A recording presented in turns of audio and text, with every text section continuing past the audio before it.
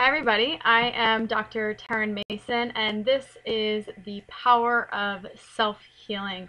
I am really excited to introduce this webinar to you guys today. So let's get started. Alright, so it's the power of self-healing. I'm so excited about this webinar today because we as chiropractors, that's what we do. We believe in the body's ability to self-heal. That's why I became a chiropractor. We have a saying in chiropractic, and this is one of my most favorite sayings, and it is, the power that made the body heals the body. How awesome is that? The power that made the body heals the body. We so frequently feel that we are victims of our circumstances or of our diseases or our diagnosis, and we forget that that power of self-healing lies within us. And again, that's why excuse me, that's why I became a chiropractor. That's why I get so excited about all of this, because really the healing potential is within you. I think it was Benjamin Franklin said that God does the healing, the doctor takes the fee. So truly the power to heal is within yourself, and so we're going to talk about how you can access that power today. First though, I want to touch on, why do we care about self-healing? Why is it so important? I'm going to give you some stats here. 1 in 3 adults in the United States are obese. $170 billion are spent annually due to tobacco use. $185 billion are spent annually due to excessive alcohol consumption. There's 112,000 deaths per year due to obesity. And this one just absolutely blows my mind. $315.4 billion are spent every year on heart disease and stroke. These stats come from Blue Cross and Blue Shield. They are one of the biggest health insurance providers out there, and they're the ones giving us these numbers. We spend $3 trillion a year in this country on health care. But if you look at these numbers and look at these things that are going on here, this isn't health, this is sickness, and this is disease. And what I want to talk to you about is gaining health and gaining self-healing and moving away from this paradigm where we're constantly treating sicknesses and disease. Because these things here that I'm showing you, tobacco use, alcohol consumption, obesity, 1 in 3 adults are obese. That is not 1 in 3 adults are just overweight. That is obese. That is the step above overweight. We eat and we sit our butts on the couch our way into obesity. $170 billion spent on tobacco use. That's a choice we make. I understand that it ends up being an addiction, but when you start using that tobacco, that is a choice that has been made. Excessive consumption of alcohol, again, that is a choice we make. And then $315 billion spent on heart disease and stroke. And while some of you may still think, well, you know, heart disease it's a genetic thing. My grandma, my grandpa, my mom, my dad, they all had heart disease, so this is something that I'm going to be dealing with too. I'm going to show you some stuff here today that's going to point out that that isn't necessarily the case. We are not a slave. We are not a slave to our genetics. We're not a slave to the diagnoses that have been given to us. We can change these things. We can change these numbers. We just have to make different choices, and we have to move towards self-healing. Because I'm telling you, again, we eat and we sit and we stress our way into heart disease. So, the power of self-healing, this is based on the book called The Power of Self-Healing by Dr. Fab Mancini. He was the former president of Parker Chiropractic College. He is a motivational speaker and an author. And he focuses his book on basically 3 main components of self-healing, and that is physical self-healing, emotional self-healing, and spiritual self-healing. I'm going to try to break down this book for you in about 30, hopefully, minutes. And so I'm not going to be able to dive super deep into every topic, but I'm going to tell you where you can get more information, and certainly you can find his book on Amazon. I think the Kindle version on Amazon is like $12.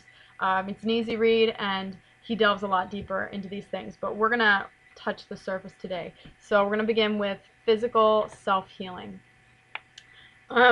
So physical self-healing, we're going to talk about, there are self-healing foods, so the food that you eat that helps your body to heal itself.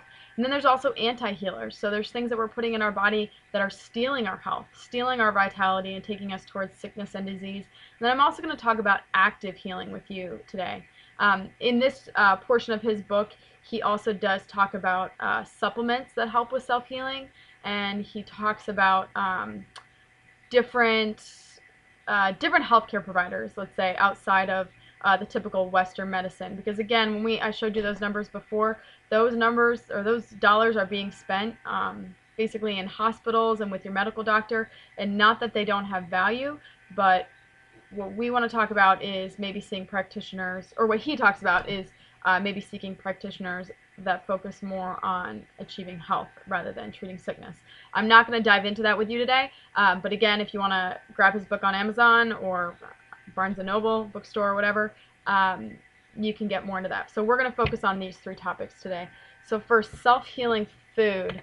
I'm just going to give you a teaser on this one because actually we have a program coming up in January. We're going to be doing purification talks in our office. We'll have one in Rutland, Brandon, and Randolph in the first 2 weeks of January, where we're going to have a representative from the company Standard Process come into our office and talk to you about our purification program. If you've been a patient in our office for very long, you've heard us talk about doing the purification program, or you may have heard us call it cleansing.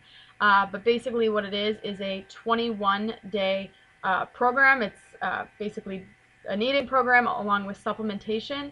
And so we will have a representative from Standard Process in each of our offices in the first 2 weeks of January, and she's going to talk to us about this program. So actually, you can give our offices a call and you can pre-register for those classes, and you can pre-order your purification kit. With that, pre-ordering your kit, you will get the kit. It comes with a bunch of supplements and some protein powders. Along with that, if you pre-order, you will get a shaker cup to make shakes, because that's part of the program. You will get a recipe book. I have the recipe book. I use it more than any other cookbook in my house. I love it.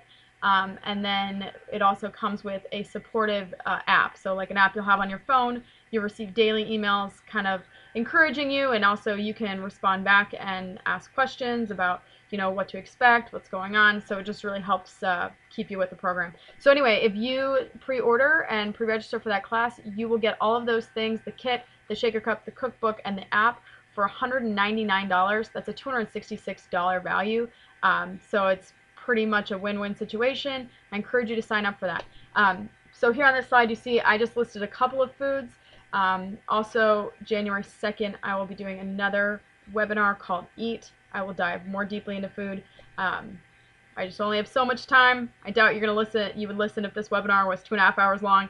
So please join us for that webinar coming up called Eat, and then for the purification programs. It's January 3rd and 4th. I think January 3rd in Randolph, January 4th in Brandon, and then I believe it is January 10th in Rutland. But please call our offices and we'll give you more details. So, but some of the healing foods that Dr. Mancini talks about in his book, and some of my favorites, one is avocados. If you've come to my Life You Save class in the Randolph office, you know that I love avocados. I love avocados because they are full of fat and protein and fiber. That makes them basically a perfect food. I know that we have been taught for many years to be afraid of fat because it's high calorie. I want you to dismiss that myth. There are some fats that are bad, but not, and we'll talk about that a little bit later, but not all fat is bad. And the fat in avocados is so good for you, and it's so healing. Avocados are the #1 source of I've said this so many times and I keep messing it up. Beta-sitosterol. That's a natural substance that helps reduce total cholesterol. So one of the reasons you've been taught to be afraid of foods with fat is because it's going to increase your cholesterol. Avocados are chock full of healthy fat that actually reduce your total cholesterol. So how about instead of taking statin drugs, we eat more avocados, all right, to lower that cholesterol. I put them on all my salads. I put them on my shakes because they help you feel full so that you're not eating as much. So love those avocados. Another one of the healing foods that Dr. Fab talks about is broccoli. Broccoli, again, is high in fiber. It's one of those good dark green vegetables that has lots of vitamins and minerals in it. And one of the extra special things with broccoli, it's high in sulforaphane and indole-3 carbinol. Those are cancer-fighting substances. So again, when we oftentimes we think about our health, we think, well, cancer runs rampant and it hits people randomly and it's all over the place and someday I'm probably going to get cancer. There are foods you can eat that can decrease your risk of cancer. There are also foods you can eat that will increase your risk. And again, we'll touch on that later. But broccoli, cancer fighting. So we love broccoli. Add broccoli to your diet. It's good in soups, good in good steamed, good baked. Lots of different ways to eat broccoli. And then kale, another one of my favorites. It also has that sulforaphane, so again, cancer fighting. And then it also has lutein, and it protects your eyes. I don't know about you, but I'd like to maintain my eyesight even as I get older. I have a grandmother right now who is rapidly losing her eyesight, and she loves to read, and it's getting harder and harder for her. So if you start eating kale now when you're younger, or even now if you're older, you can help protect those eyes and keep them working a lot longer. Kale is excellent. Again, I love it in my shakes. Also really, really good in soups. If you don't like the texture, it's a fairly fibery texture. If you don't like that, it's excellent in vegetable soups.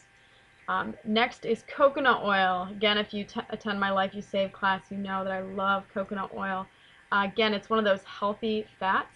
And the reason fat is so important is because our brains, 70% of our brain's weight comes from fat.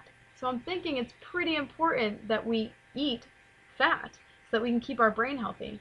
Coconut oil also is good for your immune system. It's high in what's called lauric acid. It's a medium chain triglyceride. Call it an MCT oil, but it doesn't really matter. It's lauric acid, and that fights viruses and bacteria. So as we're moving into what we call a cold and flu season, and lots of people are starting to come down sick, eat more coconut oil to help you fight off those things.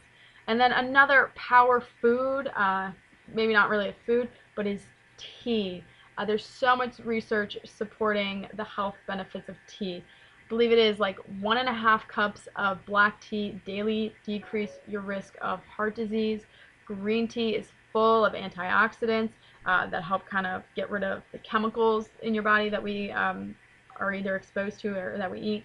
So tea is one of those just super powerful things. If you can drink tea every day, that's going to help your body move towards self-healing. So again, I only am going to give you those 5 things. That's just a little teaser. Like I said, January 2nd, I will be doing another webinar called Eat. So I will delve deeper into the food. If you get Dr. Fab's book, he goes into lots of different healing foods. And then, again, I encourage you, give us a call, pre-register for that purification class, and you will get more information than you know what to do with about how to eat healthy food, do this purification program, and again, start a journey towards self-healing. So those are our healing foods.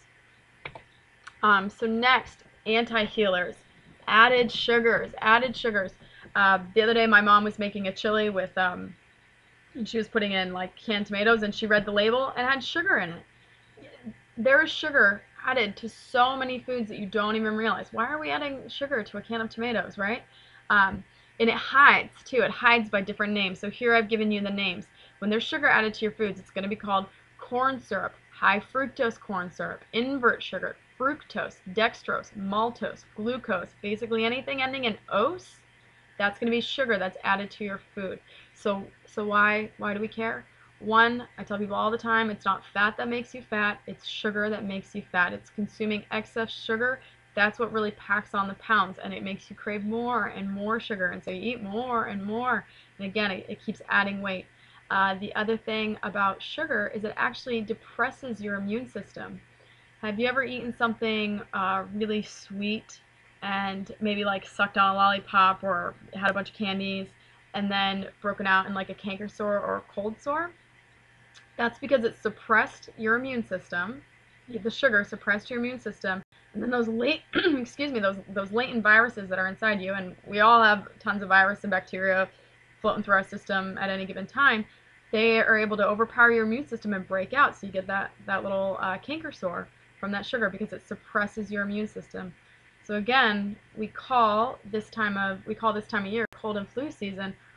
Well, I don't know about you, but I just ate a bunch of pie at Thanksgiving, and we're having several parties in our offices these next couple of weeks, and there's going to be some sugary snacks there.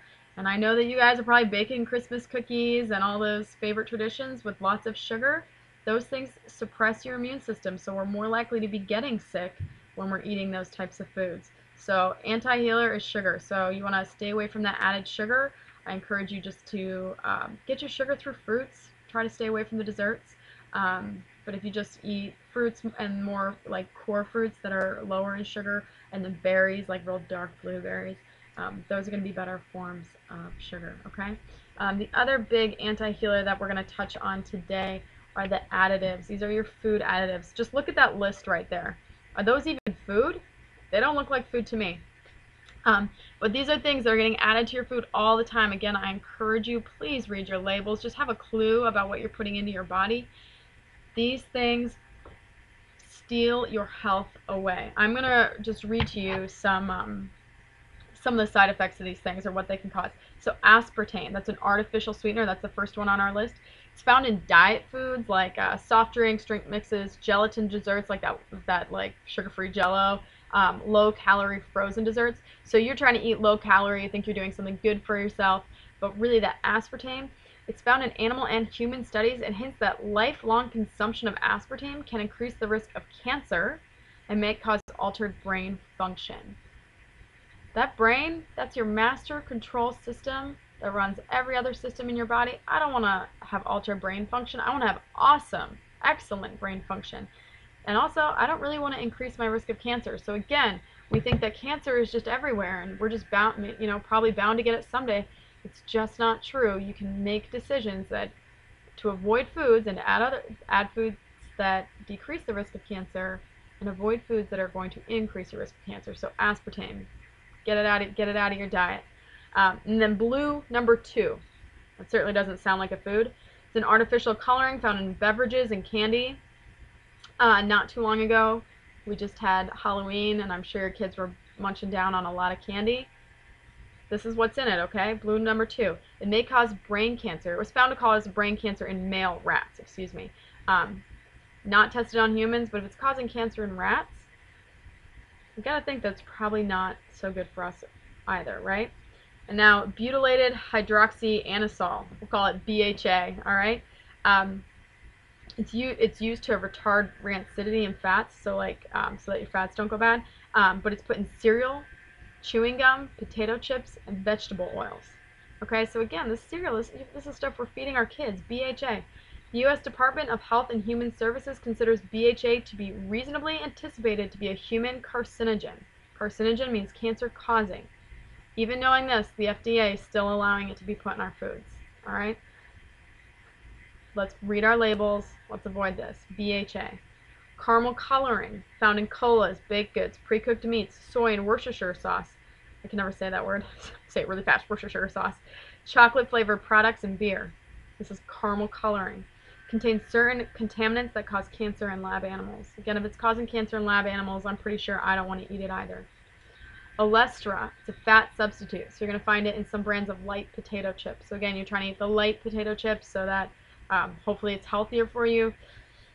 In fact, that's not the case. It causes diarrhea, loose stools, abdominal cramps, flatulence, and other adverse effects. It reduces the body's ability to absorb fat-soluble cancer-preventing carotenoids such as beta-carotene, lycopene from fruits and vegetables. So all that saying, if you're eating this Olestra, then you are not absorbing the beneficial nutrients from your healthy foods that you're eating. So eating one doesn't just cancel out the other. You just want to get rid of that in your diet, okay? Potassium bromate. That doesn't sound much like a food either. It's a flour improver, so you're going to find it in white flour, bread, and rolls. And it may cause cancer in animals. Again, if it's causing cancer in animals, I don't want it either. Then there is red number 3, found in cake icing, fruit roll-ups, chewing gum. May cause thyroid cancer. Saccharin, artificial sweetener. So again, it's in your diet foods, no sugar added products, soft drink sweetener packets. So instead of putting sugar in your coffee, you're putting some artificial sweetener, very likely has saccharin in it. This may cause bladder cancer in mice and in female rats, and then other cancers in male rats and mice. So we're talking about bladder cancer and other cancers. I think we'd like to avoid that. Next is sodium nitrite, either way. It's found in bacon, ham, frankfurters, lunch meat, smoked fish, and corned beef.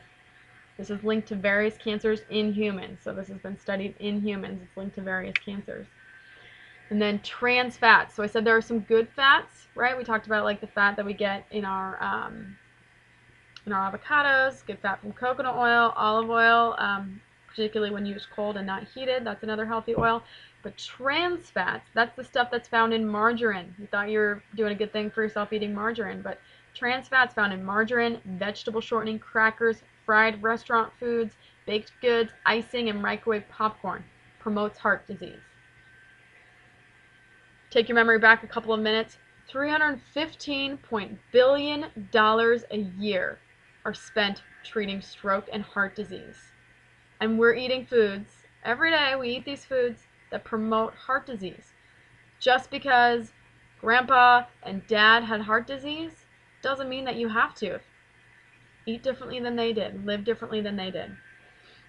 Next, yellow number 5, artificial coloring found in gelatin, dessert, candy, pet foods, baked goods.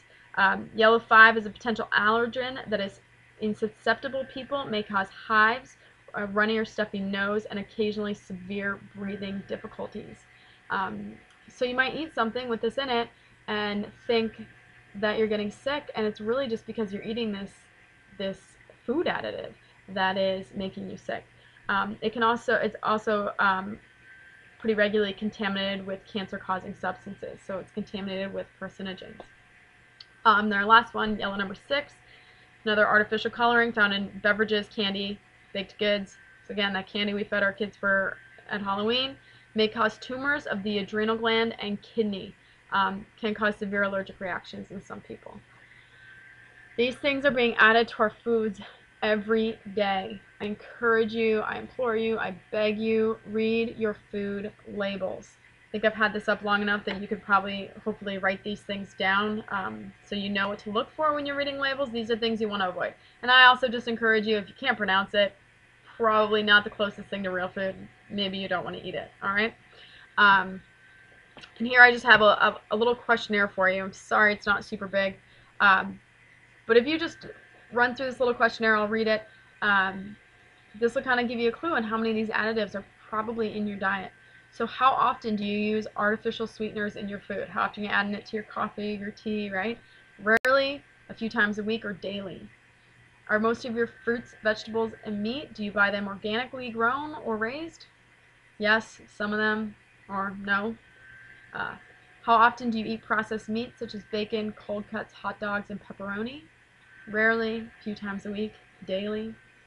How often do you eat processed foods, such as potato chips, popcorn, cookies, pastries, and fast food? Rarely, never, a few times a week, daily. How often do you eat commercially baked goods, such as rolls, pizza dough, breads, and other foods that you may not have made yourself from scratch? Rarely, never, a few times a week, or daily. Guys, if your answers are B's and C's, you're probably getting a lot of food additives in your diet. Many of these things are cancer causing. Again, we don't have to just believe that because it runs in our family or because everybody else is getting it, that this is going to be your reality. We can make different choices. We can change the things that we're putting into our body, add healing foods, get rid of these food additives, and help our bodies to heal themselves, because that's what your body was designed to do. So again, if you join us first couple of weeks of January, give the offices a call right now, and they can give you more information. But join us for the purification program. It's gonna be a processed food free, so you're gonna not have any of those additives in your diet, and it's gonna help you dump some of those toxins that you've probably been eating for years, particularly probably through this holiday season, right? Lots of those added sugars, I'm sure, right now. So give us a call. We'd love to have you join us for our purification nights. All right, next, active healing. So active healing, we're talking about exercise. We're talking about movement. Exercise is a beautiful thing. It boosts your immune system, strengthens your bones, helps you to maintain healthy weight, decreases risk of heart disease, and elevates mood. Who's not in for that, right? On the other hand, we have something, the term has actually been coined, sedentary death syndrome. People are dying because they are sitting, they're not moving, they're not exercising. What are those numbers we read? 112,000 people are dying a year due to obesity. Obesity is frequently caused by lack of movement. So we've got to move, we've got to exercise. One of the beautiful things about exercise, like I list here first, is it boosts your immune system. Who doesn't love an immune boost? So I'm going to get a little scientific on you here real quick. You have tons of different cells in your immune system. We're going to talk about two in particular, called T helper 1, Th1, and T helper 2, Th2. Th2 cells, their job is to attack when bugs, that's like the bacteria, virus, we also call it a pathogen, when they first enter your system. So when somebody sneezes on you, right, that cold virus, they sneeze on you, gets into your system, your T2 cell, its job is to attack that virus and to get rid of it, all right? If the T2 cell fails and it doesn't basically defeat that virus or bacteria, whatever, and we're constantly attacked by bacteria and virus. Okay, our world is full of it, and that's okay. If it's just your immune system. If it works, then you don't have to. Then these things don't make you sick. So if your Th2 cells don't basically beat the bacteria or the virus, that's when the Th1 cells go to work, and then it's their job to fight this and to get rid of the virus and to beat the virus so that you can be healthier. So what does exercise have to do with this? By doing low intensity exercise has been shown to boost the Th1 part of the equation. So people who have low Th1, they're people who tend to have a cold for a really long time, because once it's set in, the Th2 cells didn't beat it, so that cold sets in, and then you just can't kick it, you just can't shake it. It's probably because you're really low in the Th1. So low intensity exercise boosts your Th1 cells. So low intensity exercise, we're talking walking, yoga, Tai Chi, the core exercises that we teach you in our office every other Tuesday and Wednesday night, right? Those are low intensity exercise. So there's actually a study done in China on this. They studied people who practice Tai Chi regularly. All right, so they had a group of people who were Tai Chi devotees, people who did it all the time, and then people who did not do Tai Chi. The people who did Tai Chi regularly, they had a higher quantity of T cells. They tested their blood. They had a higher quantity of T cells. So then they exercised. And part of the group exercised, and part of the group did not. The exercise was Tai Chi. They did Tai Chi for 20 minutes. After 20 minutes of the Tai Chi, the T cell count, increased in the exercise group by 20%. So do you feel like maybe you got a little something going on? Maybe your nose is starting to get snuffy, maybe the cold's starting to set in, maybe the flu? Go for a walk. Go do some yoga. Find somewhere to do Tai Chi. I live in Rochester. They have a Tai Chi class regularly, weekly. Find some low intensity exercise to do that will boost your T cell count and help you kick the cold or the flu or whatever's going on, will help you kick it faster. So low intensity exercise, huge, huge, huge. They also find that in people suffering from autoimmune diseases, so these are frequently considered lifelong diseases. It's basically where your immune system attacks itself. They usually have a poor balance of Th1 and Th2 cells in their system. So again, low intensity exercise can be very beneficial for these folks. All right, so that was physical self-healing. So that's where we work on getting the physical body better by adding healing foods, getting rid of anti-healing foods, and having some active movement in our lives. Oh, and I'm just going to bounce back to this real quick. If you come to our Life You Save class again, you hear me talk a lot about growth hormone. So that is when we're doing higher intensity exercise. It boosts your growth hormone, which also helps your body to heal faster. So again, come check out a Life You Save class, and we dive a little deeper into that as well. So next, emotional self-healing. So we're going to talk about optimism, love, and forgiveness. We're going to get warm and fuzzy here for a little bit. So optimism. Is that glass half empty, or is that glass half full? It's all in how you look at it, right? I mean, you hear that optimists believe that the glass is half empty, or I'm sorry, optimists believe that the glass is half full. Pessimists believe that the glass is half empty. It's a belief system. The thing about belief systems, we're not born with them, and we can change them. So if you tend to be more of a pessimistic person, you can change that. You can change that belief system. The belief system of optimists is that they're not a victim of their circumstances. Do you think you're a victim, or do you think that you have the power to change your circumstances? Pessimists think that things happen to them. Optimists make things happen. All right? And if you think that things happen to you, if you think that sickness happens to you, if disease happens to you, and there's nothing that you can do about it, you're probably going to be living in a state of sickness and disease. But if you believe that you have power to control your circumstances, then you can change your circumstances.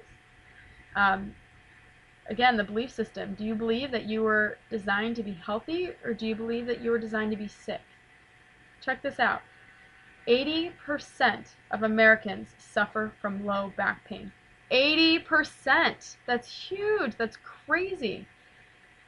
Is that normal? Should we just, if we have low back pain, should we just say, well, this is how it is and accept it? Or should we decide that, no, I wasn't meant to be in pain. I was meant to be healthy, and I'm going to do something to change this. So what do you have control over? That's the other thing about optimists. They understand that they have control of themselves, and they can control how they see circumstances. But here's the other thing. You don't have control over other people. I wish I did sometimes, right? But you don't have control over other people. You have control of you, of your emotions, of your circumstances. So in my family, we talk about it's your circle. Take care of what's in your circle, and then you let everyone else take care of their own circle. So don't let other people's negative attitudes have control over you. Don't let other people's negative emotions affect you. You can't change their emotions and their attitudes, but you can change your own. My mother used to tell me when I said I was mad or upset, she told me to pick another feeling, which to me seemed very unsympathetic when I was younger, but we can choose our feelings. I'll actually give you an example of that later. And then I want you to turn your thought into action. So if you have all these positive thoughts, I always am encouraging my patients to do positive affirmations, to have goals, to think positively, to be optimistic. But let's turn that thought into action. And I just have a little exercise for you to practice here. Oh, I lost that. Oh, sorry guys. Okay. So here's my exercise for that. I want you to make a list. In the first column, I want you to write down your top 3 thoughts or goals or dreams. What do you want to attract into your life? Do you want better health coming in the new year, in 2017? Do you want more wealth? Do you want better relationships with your spouse, with your children, with your siblings? What is it? Do you want to start a new business? What is it that you want? Do you want to run a marathon? What is it you want? What are your top 3 thoughts, your goals, your dreams? That's column 1. All right? Now column 2. I want you to list everything you do in a 24-hour period. All right? I want you to take that list. I want you to look at it and say, this column on the right, is it moving me towards the column on the left? Are my actions going to get me to my top highest priorities, my top goals? If all you do is run from point A to point B and you're not spending quality time with your children, but in column 1, one of your things is better relationship with my children, you've got to change something about your actions. So I want you to make this list, please. You don't have to wait till the new year to make it, but this might be a good way to do your New Year's resolutions. Let's make column 2, what we do in a 24-hour period, move us towards column 1, the things that are our highest priority, our thoughts, our goals, our dreams. What are the things that we want to attract into our life? And then I want to jump back to the chemistry of our emotions. Okay. When you're happy, your brain produces happy peptides. When you're sad, it produces sad peptides. Peptides are these little things that enter your cells, and they influence the way the cells behave. Okay, so your emotions literally have a physiological effect, right? When you're scared, or yeah, like so when you're scared, you might go white as a sheet, right? You totally lose the color in your skin, and you go white as a sheet when you're scared. Or when you're embarrassed, your cheeks get all rosy. So the thoughts that you're having, the emotions that you're having, are affecting what's going on inside the cells in your body. So like I said, when you're happy, your brain produces happy peptides. When you're sad, it produces sad peptides. So every hour of every day, your body's making new cells. So you spend an hour feeling sad or stressed out, you make you make peptides, and you make cells that are more sensitive to depression type peptides. So if you spend, let me just look at you here. So if you spend a week of your life totally stressed, just anxious, just at your wit's end, right? Just burning the candle at both ends, you are replicating cells that are more sensitive to stress and anxiety. So it's harder to break the cycle of stress and anxiety. Whereas if you spend an hour, a week, a month exercising happiness, or being happy, exercising gratitude, being grateful for the things, spending time in healthy relationships, and having an attitude of positivity and optimism, you create cells that are more receptive to those types of feelings and thoughts, and it is easier to stay in that place. So I encourage you, when you're having negative thought patterns, when you're spending that 24 hours of your day doing things that don't feel like they serve your higher purpose, what you're here to do, I encourage you to change those things, add in positive thoughts, add in positive behaviors, and it will get easier and easier as time goes on. Let's bring you back to the slide here. All right. Oops. Here we go. All right. So then love, right? We're talking about optimism, love, and then we're going to touch on forgiveness. So love. Spend time with the people that you love and doing activities that you love. Again, in that 24-hour period, if you're not doing things that feed your heart, feed your soul, and make you feel loved, you are going to have cells that are less receptive to feelings of love. So I want you to put distance between yourself and situations that cause you to feel or think negatively. One thing that I've become better and better at in my life is saying no to things that aren't going to serve my top 3 goals or my dreams, saying no to things that are going to stress me out. I'm going to say no to things that aren't going to serve my purpose, what I'm here for, so I can say yes to more things that bring positivity into my life. So put distance between yourself and the situations that bring negativity into your life, and spend time with the people and doing the things that you love. Ohio State University did this brilliant study on married couples. And guys, your spouse, that's the person you chose to spend the rest of your life with, right? So it's a pretty important relationship to make sure that it's healthy. Otherwise, life looks bleak, right? So what they did was couples were asked to, so they created a wound on these couples. They took like a suction cup and they suctioned a section of their skin, and they created a blister on these married couples' arms. And then what they did is they just had them focus and relive arguments that they had had with their spouse, and arguments that were particularly emotional in nature. And then they had the other group of people who were just calm and relaxed. The blister healed 40% slower in the group that was reliving their negative arguments. So when you are in a negative relationship with your spouse, when you're constantly emotionally stressed and unhappy with your spouse, you are not going to heal as well. You are not going to be able to spend, you're not going to be, sorry, losing my train of thought. You're not going to be able to spend as much time creating those positive thoughts and that optimism in your life, because you're just steeped in that negativity, and it becomes easier and easier, and you've got that chemical reaction creating more negativity, cells that are more receptive to negativity. So I encourage you, married people, work on your marriages, create a happy marriage so that you can heal better, so that you can be healthier. If you're not doing it for your spouse, do it for you. Create a happier marriage. I mean, I just think that that's a brilliant study. The people who spent more time being emotionally stressed, reliving these arguments, their wounds healed 40% more slowly. So let's not dwell on those negative things, because I don't want to be a slow healer. All right. Next, forgiveness is freedom. I don't know about you, but I have had people in my life that have wronged me, have hurt me, have just quite frankly pissed me off. And I also am pretty sure I've done that same thing to other people. But if I harbor a grudge or hate or anger in my life for people who have hurt me, I am not hurting them, I am hurting myself. If you're harboring negative emotions, this is detrimental to you, not the person who has hurt you. I'm not going to remember how the quote goes, but it basically says like holding a grudge is like giving someone else's poison and you drink it. I'm not going to get it right. But essentially, when you hold a grudge, when you hold anger towards somebody, you don't hurt them. If I'm mad at my high school teacher all those years ago who embarrassed me in front of the class, they don't even remember my name, but I'm angry about it.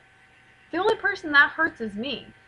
Again, I'm creating cells that are more receptive to anger and stress and trauma if I harbor that anger. So you have to be able to forgive people. Again, don't do it for them. You do it for yourself. Forgive them so that your body can move to a state of healing and calm and peace.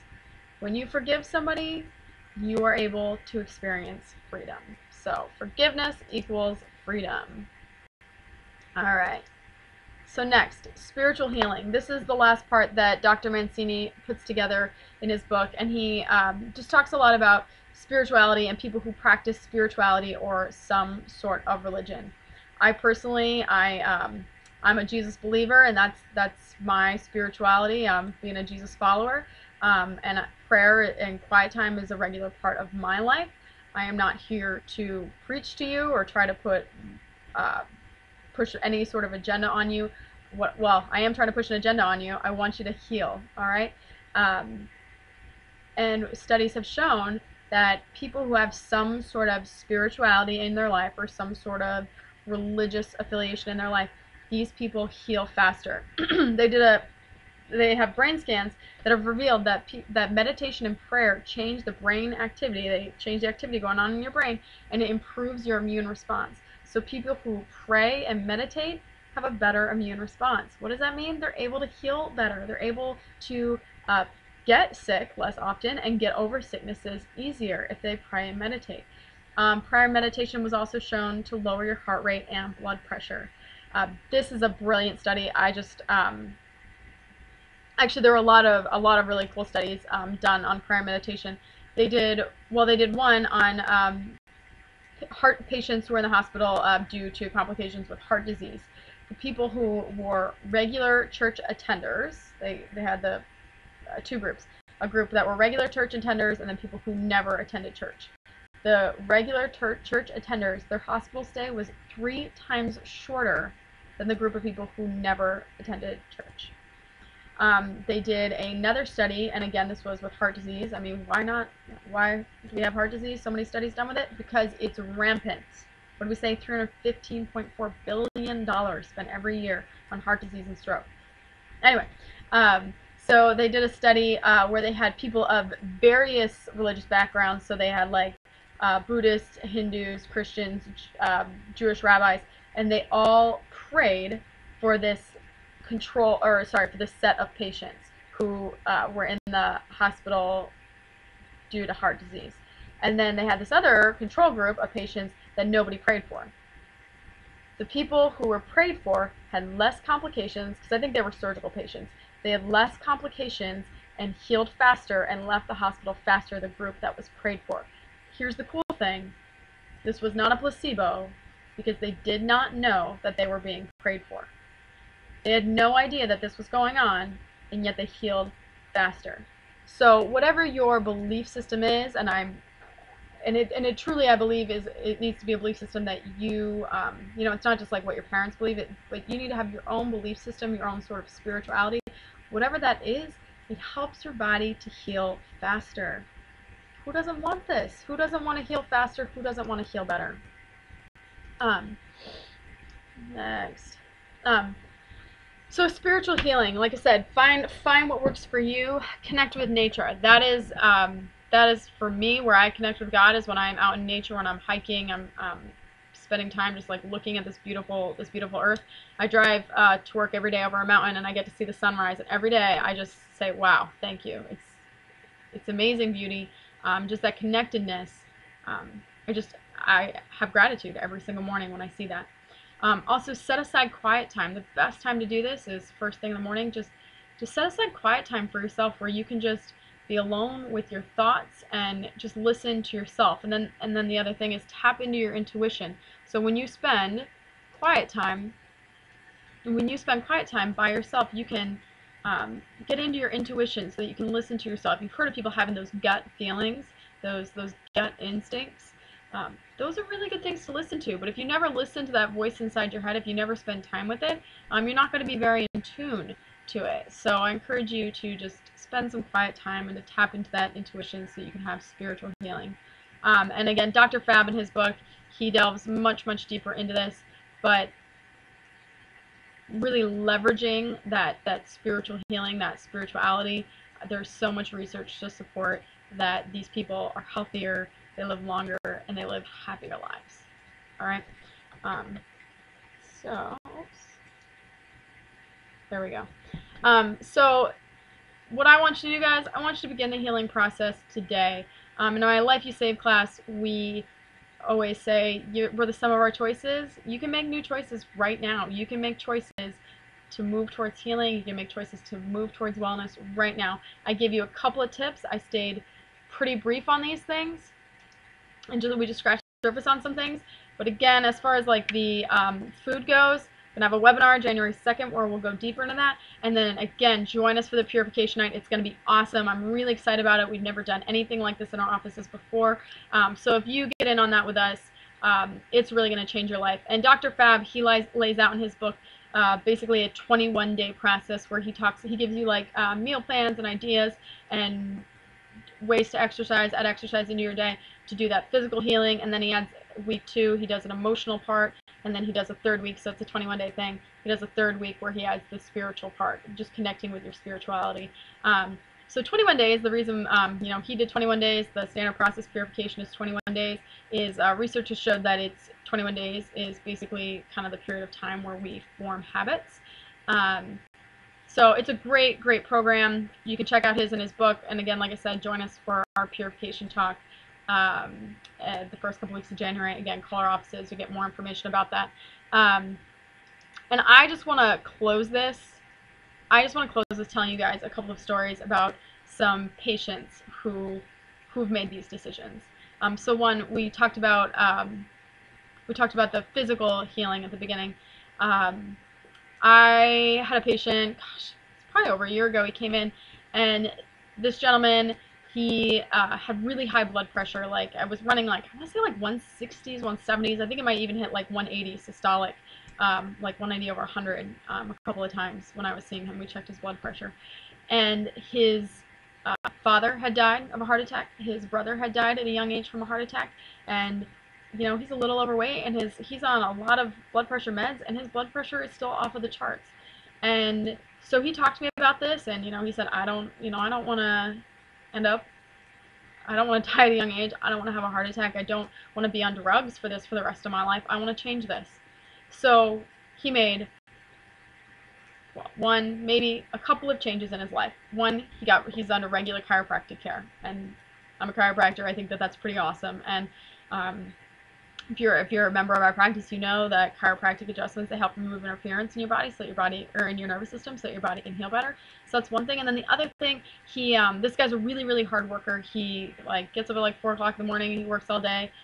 So he's always moving, works really hard. And so he wasn't eating breakfast in the mornings. He was having a cup of orange juice because it was juice. He thought it was healthy. Guys, fruit juices pretty much are all sugar. I tend to recommend that you avoid them, but he was drinking that every morning thinking that he was doing something good for himself. He made one change. He started making hard-boiled eggs at the beginning of the week and just having a couple of hard-boiled eggs every morning for breakfast. Breakfast is super important. I encourage you not to miss it. He made that change and was under regular chiropractic care. He lost about 20 pounds, and his blood pressure has dropped about 30 to 40 points. This is a patient that said, I don't want to be a slave to my genetics. I don't want to be a slave to my diagnosis of hypertension. I want to make a change, and I want to see that my body can heal itself. He made that change, and his body is healing. I think that is such a powerful thing. Another patient I want to tell you about is I have this lady who we just had Thanksgiving, right? And they did the whole family thing for Thanksgiving, and they go to cook the turkey, and the stove is broken. And as you know, turkeys take like a really long time to cook, and the stove was broken, and so it ended up being this whole fiasco. And they were able to get the stove fixed, but it took hours and hours and hours, and everything was super late, and they were on their feet all day cooking. And she comes into my office and is telling me the story, and she's laughing. And she's an excellent storyteller, and so it's a very funny story, and she's laughing about it. And they had amazing family time, and it's a story that they'll tell about their train wreck of a Thanksgiving, and they'll laugh about the story for years. Other people, another patient could have come in, and I would have said, "Hey, how was Thanksgiving?" "Oh my gosh, it was terrible. The stove broke. Our turkey took forever." Blah, blah. But this woman has chosen to laugh about it. I said you can choose your emotions. You cannot control all of the circumstances around you. You certainly can't control other people around you, but you can control how you respond and your emotions. And she chose to laugh about it. And this same patient has lived many years with chronic pain, and she has chosen to find the blessings in that, and to find the ways that it has benefited her, rather than complain or whine. Sorry, my dog is here. Or whine about her circumstances. And this is a little selfish of me, but because of her circumstances, she's been a part of my life, and this patient has taught me so much, just about attitude. And so I'm just very thankful for her and for the attitude that she's chosen. And then lastly, we have a patient in our office who is this beautiful little boy who is autistic, and he for many years, and prior to having been a patient in our office, he had never spoken. He had never been verbal. And his family member had become a patient and thought, hey, maybe like try this for my grandson, see if this helps, because again, chiropractic is about removing interference from your nervous system, allowing your body to self-heal. That's what this is all about. So this patient begins to be seen in our office, and he's been with us for a while, and he has started to say words like thank you, yes, no. He's using words now, and he is currently trying to get out the words to say I love you to his family members. And I get emotional about this because these are people who have chosen to not be victims to their circumstance. And this little boy, his mom said, we're not going to be a victim to his disease. We are going to do what we can to get the body to heal itself. We're going to make decisions to let the body heal itself rather than be victims to our diagnosis, our disease, our condition. The body heals itself, guys. I hope that I've given you some tools where you can make some self-healing decisions. If there's anything else we can do for you, please call our offices. It's been such a pleasure talking to you guys today. And as one of my mentors always said, please make it a great day. Take care.